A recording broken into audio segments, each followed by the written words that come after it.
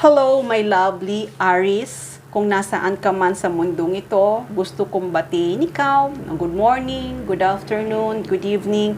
Welcome to my channel, The Insightful Bee.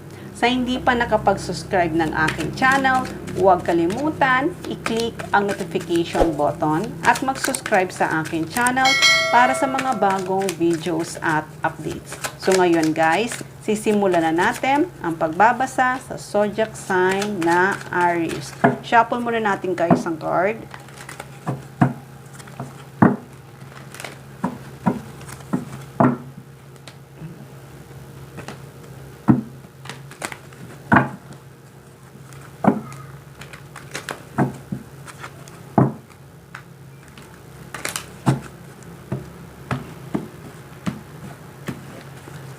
Okay, Aries. Gusto kong magpasalamat sa mga new subscriber. Welcome, welcome, welcome. At sa nag-subscribe, thank you, thank you, thank you.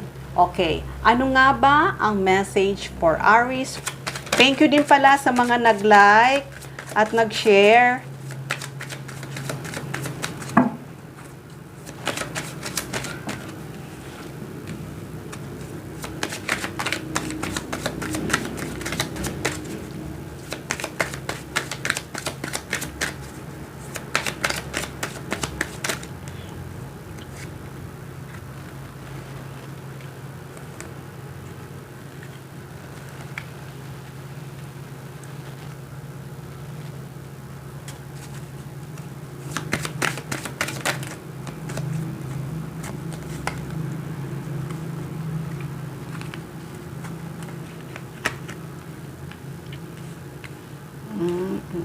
Tukunin ko yung isa.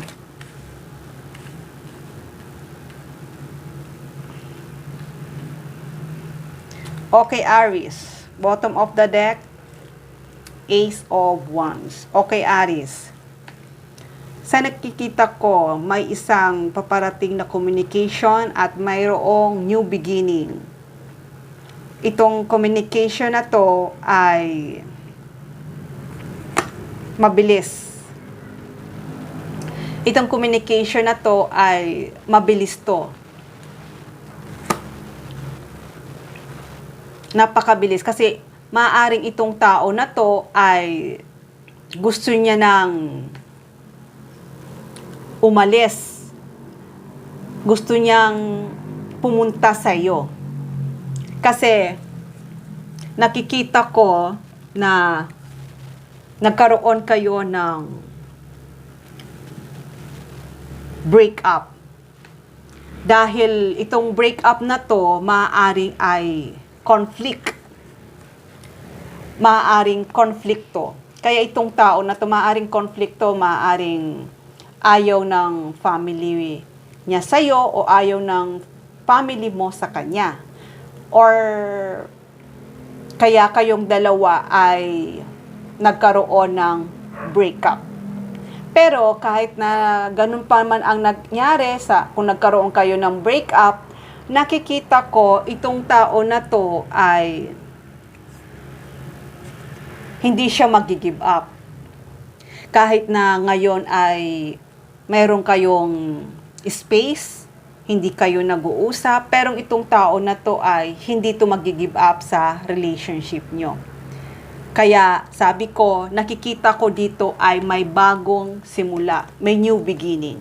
Kasi itong tao na to ay aalis na to at pupuntahan kanya at aalis siya kung saan yung mga taong ayaw sa relasyon nyo. Kaya kayong dalawa ay nagkaroon kayo ng separation. Kasi maaari din kasi maraming nagsiselo sa surrounding nyo. Maaaring maraming nagsiselo sa relationship nyong dalawa. Kaya kayong dalawa ay nagkaroon kayo ng hindi pagkakaintindihan, kaya nagkaroon ng tower moment. Pero kahit na nagkaroon ng tower moment, itong tao na to ay hindi to mag-give up sa relationship mo. Sa relationship nyong dalawa. Kaya handang-handa na to na pumunta sa iyo na kahit anuman yung challenge na haharapin niya ay Handang-handa na siya pumunta sa iyo at aalis na siya kung saan siya ay hindi siya magiging masaya. Dahil itong tao na to ay masaya sa piling mo. Talagang handang-handa na siya. Handang-handa na siya na umalis siya kung saan na hindi siya magiging masaya. Dahil nga sinabi ko sa'yo na ikaw talaga ang pangarap niya, ikaw talaga ang pinili niya, ikaw talaga ang gusto niyang makasama.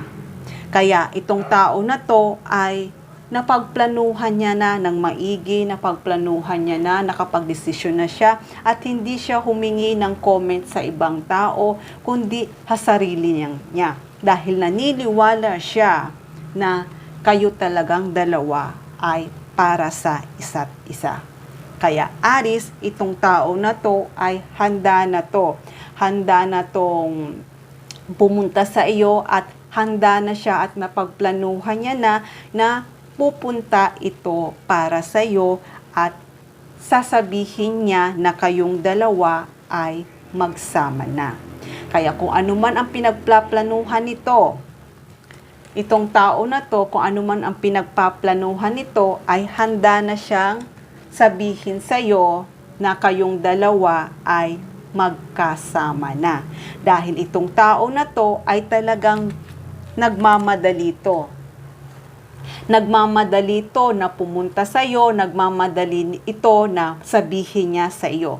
Dahil itong tao na to ay talagang handang-handa na siya at hindi na siya nakikinig kung may mga taong ayaw kayong dalawa magkasama. Kaya itong tao na to, gusto niya na kayong dalawa ay magsimula ulit.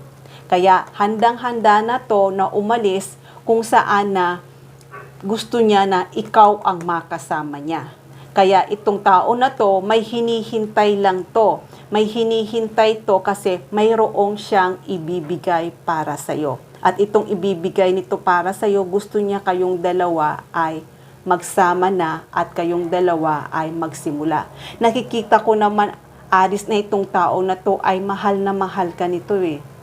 Sobrang pagmamahal nito sa iyo. Kaya nga Aries, hindi to mag-give up. Hindi to mag-give up. At nakikita ko ay magtatagumpay ang pinaplano niya na magkasama kayong dalawa.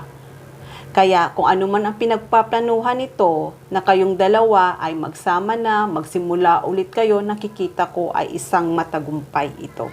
Kaya Aries, kung nagkaroon man kayo ng break up or hindi pagkakaintindihan, nakikita ko naman na itong tao na to ay handa na to kayong dalawa ay magkasama. Dahil nga sabi ko sa iyo, sa relasyon yung dalawa ay maraming nagsiselos dahil nakikita ko na kayong dalawa ay maganda ang pagsasama yung dalawa. Kaya ngayon kung ano man yung naging hindi magandang para sa surrounding nyo, na nagkaroon kayo ng tower moment, pero this time itong tao na to ay handa na tong umalis at handa na tong magkilos at sabihin sa'yo na kayong dalawa ay magkasama na. At hindi to titigil ito hanggat hindi ka nito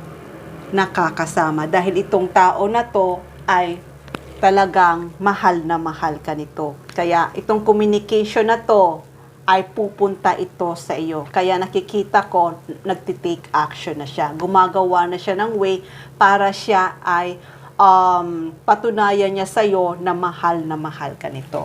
Kaya Aries, hanggang dito na lang muna ang mensahe na to. Love and peace. Mwah.